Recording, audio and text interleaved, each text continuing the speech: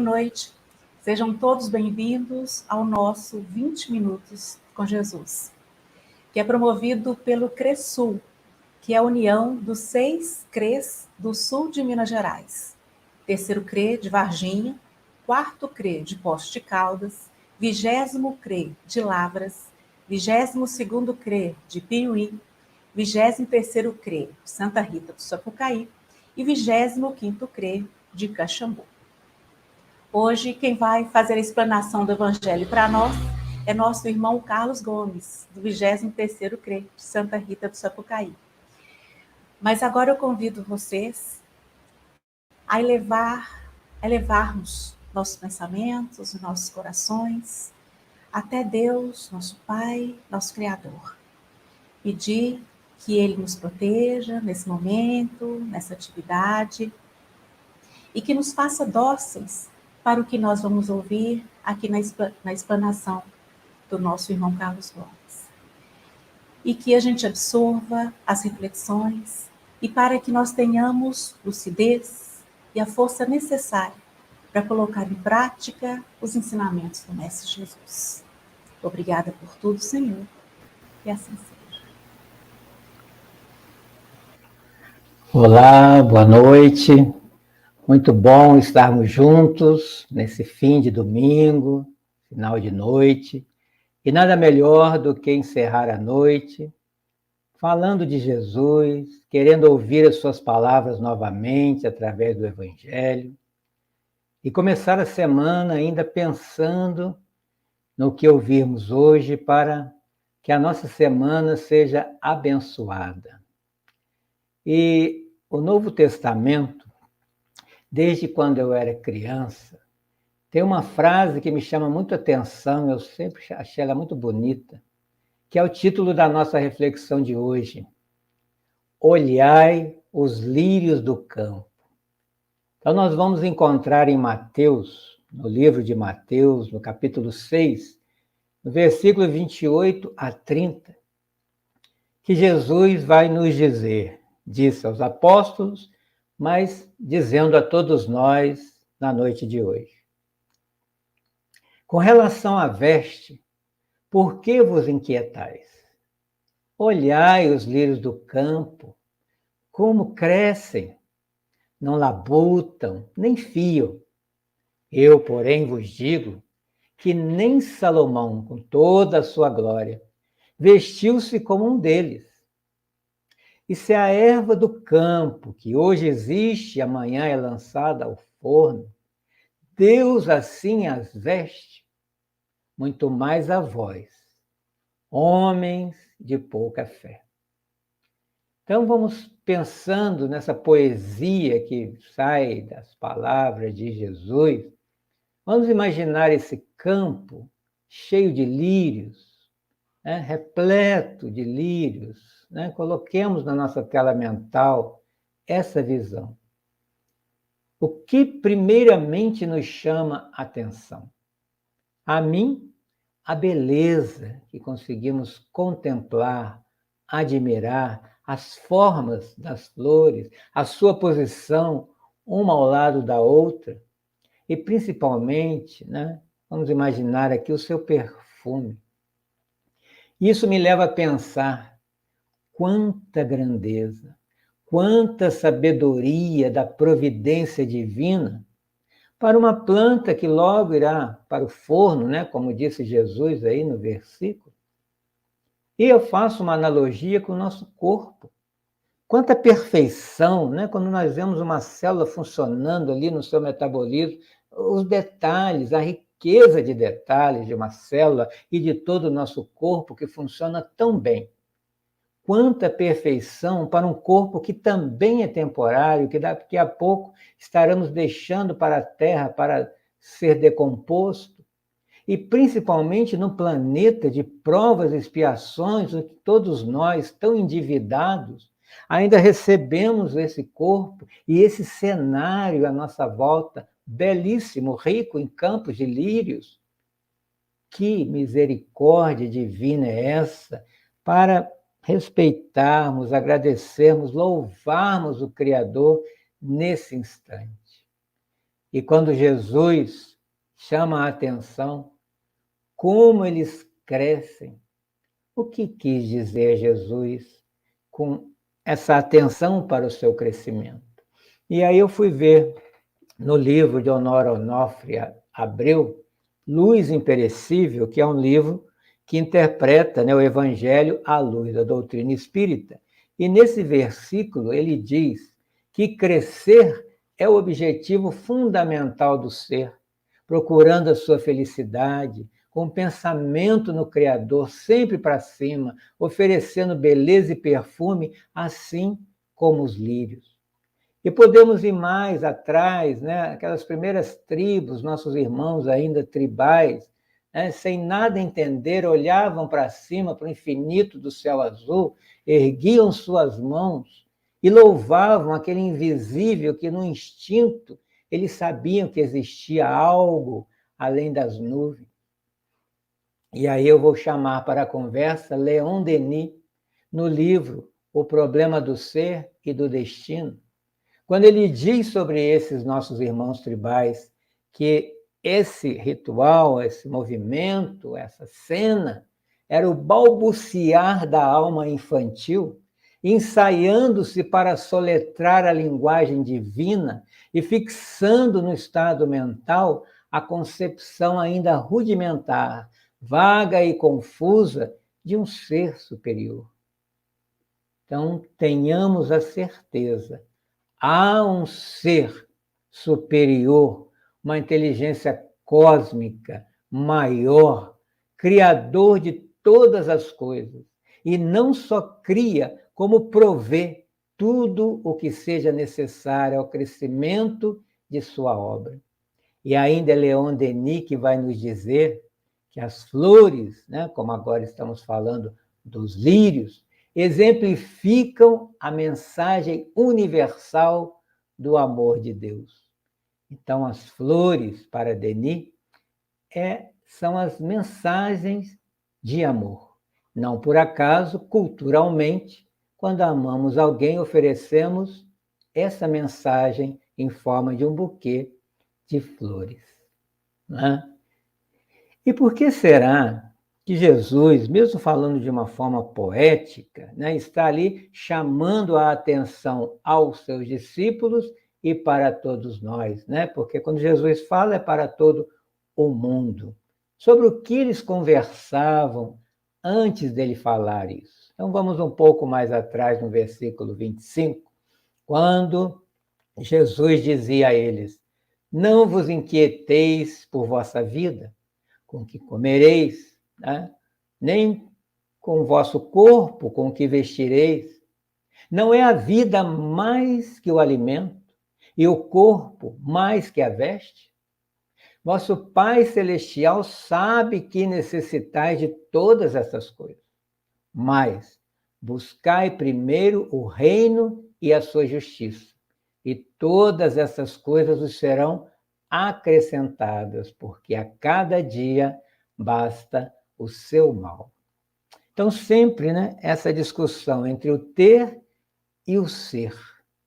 E nós aqui, reunidos, né, no CRESUL, entre espíritas, vamos realizar a nossa reflexão. Qual deveria ser a nossa preocupação de espírita? Buscar primeiro as coisas do espírito. Porque sabemos que quando escolhemos o espiritual, o material vem. Mas se fazemos o contrário, isso não é garantido. Então, quando Jesus diz que o corpo deve ser mais importante do que a veste, eu faria a seguinte comparação: o corpo como sendo o espírito e a veste o corpo físico. Será que temos dado mais importância ao corpo físico, aos bens materiais, do que aos bens espirituais? Estou fazendo uma autorreflexão aqui, mas dividindo com todos vocês. Né? E aí isso vai me lembrar uma outra passagem de Mateus, que eu acho muito interessante, porque ou as pessoas não entendem, ou elas pulam essa passagem. Está lá em Mateus 6, no mesmo capítulo, no versículo 19. Não entesoureis para vós tesouros sobre a terra, onde a traça e a corrosão consomem, onde os ladrões roubam, mas nos céus. E nos céus aqui seria a vida espiritual, na espiritualidade. Não é clara, né, essa exortação de Jesus? Né? E as pessoas até brincam, né? Caixão não tem gavetas, né, para falar que não vai levar nada, mas são só frases soltas. No dia a dia, parece que a gente não entende isso na prática e fica tesourando coisas materiais e pensando o que comprar, o que guardar, o que reter.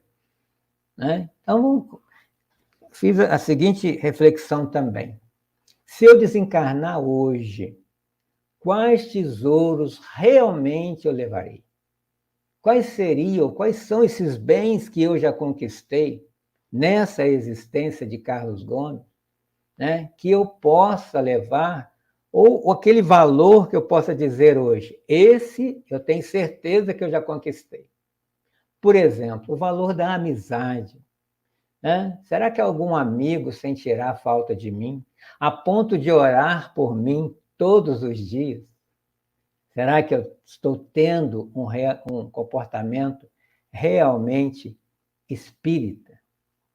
É uma reflexão de fim de noite. E aí vamos nos lembrar de Emmanuel no livro Religião dos Espíritos, quando ele diz: espírita deve ser o seu nome, o nome do teu nome, ainda mesmo quando respires em aflitivos combates contigo mesmo. Aí vem uma outra reflexão. Nas aflições da vida, quando eu estou passando por problemas, como nós passamos agora nessa pandemia, eu continuo sendo espírita, no sentido de acreditar em tudo que a doutrina me informa. A doutrina me consola, esclarece, acolhe em todos os momentos. E, na verdade, não é ela que me consola. Eu preciso me consolar com os instrumentos que ela me fornece, porque não é de fora para dentro. É o conhecimento interno.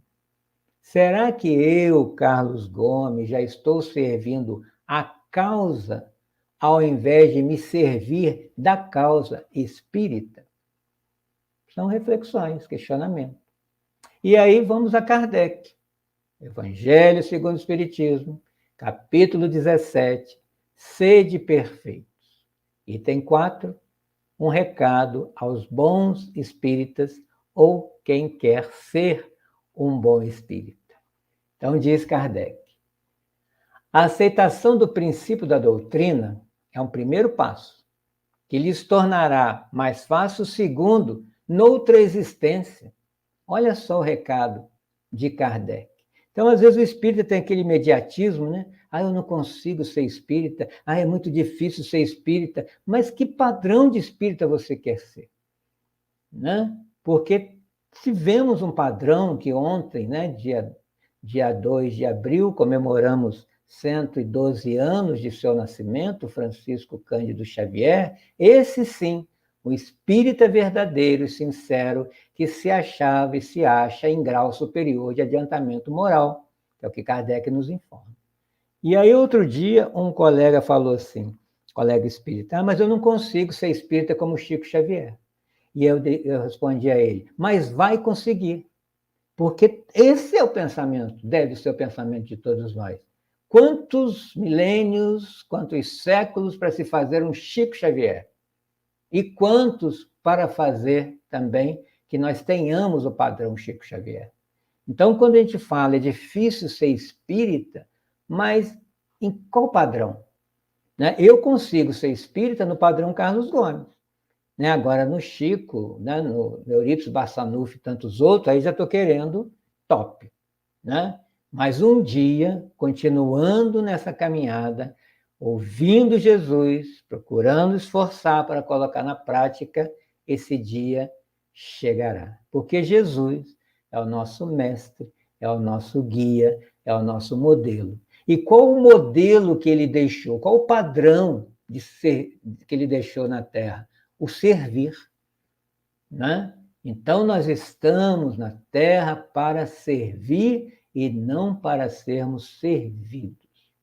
E ao invés de aceitarmos isso, nos transformarmos em servos, muitas vezes nos transformamos em mendigos, eternos pedintes, toda hora pedindo, ai Jesus me ajuda, ai Deus me ajuda, Bezerra de Menezes, chama todo mundo, e não para pensar que eu tenho capacidade de fazer alguma coisa para me ajudar. Ajuda-te que o céu te ajudará, né? Mas tudo é de fora para dentro. E aí nós vamos lembrar de Paulo quando diz, acorda tu que dormes, disse aos Efésios, capítulo 5, versículo 14, dizendo, levanta-te dentre os mortos e o Cristo te iluminará. Sai da rede de pano e da rede social e faça alguma coisa por si mesmo. Sirva ao outro.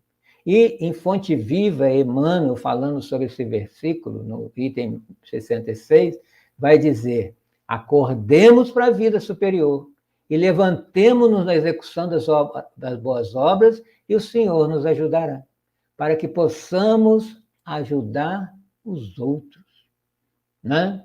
Então, nós estamos aqui para isso, como lírio, perfumar, ser belo, né? Estar ali para engraçar a vida, encantar a vida. E trazendo Leon Denis de novo, agora no livro O Grande Enigma, quando ele observava a natureza, né? Aquele druida reencarnado, aquele celta, ele falava o quê? A natureza nos mostra em tudo a beleza da vida. O preço do esforço paciente e corajoso, a imagem de nossos destinos sem fim. Ela nos diz que tudo está no seu lugar no universo, mas também que tudo evolui, transforma, não só as almas, como todas as coisas. E a lei de nossa existência não é diferente daquela das estações que ele vai comparar agora. Após os dias ensolarados do verão, vem o inverno da velhice. E com ele, a esperança dos renascimentos e de uma nova juventude. Achei muito interessante, né? Porque às vezes a gente vai envelhecendo, vai olhando a pele, vai olhando as rugas, nossa, né? Estou ficando feio. Mas aí na reencarnação eu vou ser novo de novo, nascer, né? O estágio de infantil, depois jovem, começa tudo de novo, né? Então, continua Denis, a natureza, como nós, ama e sofre. Por toda parte, sob a onda de amor que transborda do universo, encontra-se a corrente da dor. Mas a dor é salutar, já que, afinando a sensibilidade do ser, nele desperta qualidades latentes de emoção, de ternura, e lhe proporciona um acréscimo de vida. Por isso que Denis é o poeta do Espiritismo. E Joana de Ângeles também, no livro Plenitude, vai nos dizer que a dor, o sofrimento, são alavancas de evolução. Então, como espírita, precisamos mudar esse conceito de dor e sofrimento, que não é castigo, né? É esperança de mudança para crescimento. E Emmanuel, no Reformador de julho de 1972, trazido no Evangelho por Emmanuel, segundo Mateus, organizado por Saulo César, vai dizer, os lírios, para se evidenciarem, para aparecerem, se mostrarem, esforçam-se com paciência no próprio desenvolvimento, abstendo-se de agitações pela conquista de reservas desnecessárias, com receio do futuro, por acreditarem instintivamente nos sofrimentos da vida. Olha a lição de Emmanuel falando dos lírios, mas falando para nós. Como é que está nosso esforço, a nossa paciência e a nossa fé, que nós não ficaremos sem auxílio. Continua Emmanuel. Os lírios não se preocupam em ser gerânios ou cravos, e sim aceitam-se na configuração e na essência de que se viram formados, segundo os princípios da sua espécie. Não criticam uma ou outra planta que lhe ocupa a vizinhança, deixando a cada uma o direito de ser ela mesma, nas atividades que lhes dizem respeito à própria destinação. de novo, Emmanuel sutilmente nos chamando a atenção. É para sermos nós mesmos, sem nos preocuparmos com a vida do outro, deixando cada um ser o que tiver condição de ser, usando o seu livre-arbítrio. Né? Olha os lírios, eles admitem calor, frio, vento, chuva, não fica reclamando como a gente, nossa, está chovendo, né? Nossa, que calor, nossa, que frio. Eles vivem, né? E se doam, se tornam úteis, sem se queixarem. Né? Os lírios não indagam quanto à condição ou à posição daqueles a quem consigam prestar serviço. Estamos aqui nessa condição, prestar serviço. E qual é o serviço do lírio? Acrescentar beleza e perfume à terra, ao planeta Terra, ornamentar festas, colaborar, né, no interesse das criaturas, muitas vezes em valor de mercado, querendo vendê-lo. Então, nós vemos que devemos servir, não importa a quem. Assim como os lírios, ofereçamos o nosso perfume, o nosso melhor, sem querer nada em troca.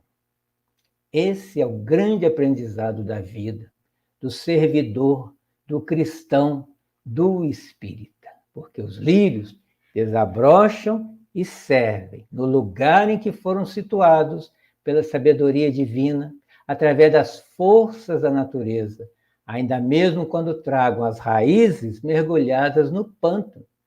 Então, o recado é: floresça onde você foi plantado. Então, nós vamos fechar a nossa reflexão concluindo, né, que aprendamos com os lírios a serenidade, a aceitação, a paz e o trabalho com as responsabilidades e privilégios do discernimento e da razão, que uma simples flor que não tem isso consegue realizar. Sem pensar, ela está fazendo o trabalho dela. Porque a natureza é obra de amor, mantida no amor, e a matéria-prima que cria isso tudo é o próprio amor. Então, o que existe no universo é o amor ou a carência dele, quando ele está adoecido. E o verbo, a meta da vida, o objetivo da vida, o sentido, é amar. Isso resume tudo na frase de Jesus: amai a Deus, amai as coisas, amai o próximo e a ti mesmo. Jesus, que é o amor encarnado na terra. João falou que Jesus foi o verbo encarnado na terra. Verbo é ação. A ação de Jesus foi só amor. Então, ele é o próprio amor que devemos aprender com ele. Uma boa noite e que a semana seja plena de amor na oportunidade de amar. Agora a nossa irmã Lenita vai fazer a nossa prece de encerramento. Para encerrarmos o nosso 20 minutos com Jesus, para afinizarmos aí nosso sentimento junto dele, quem se sentir mais à vontade de fechar os olhos, elevemos o nosso pensamento a Deus, nosso Pai, a nosso irmão Mestre Jesus, pela oportunidade do aprendizado e do conhecimento. Que possamos, assim como a mensagem trazida pelo nosso irmão Carlos, ver a vida com mais simplicidade, reconhecer e conquistar a verdadeira felicidade que está dentro de nós mesmos. Reconhecer nas pequenas coisas, não nas coisas materiais. Em especial também, gostaríamos de agradecer pelo mês espírita que vencemos agora no mês de abril, todo o trabalho, todo o esforço que Allan Kardec teve em nos deixar a doutrina codificada, deixando esse trabalho divino que também inspirou tantos outros irmãos, assim como nós, acompanhar Jesus pela luz da doutrina espírita. Que tenhamos todos uma ótima e abençoada semana. Que Jesus seja conosco, hoje e sempre. Que assim seja.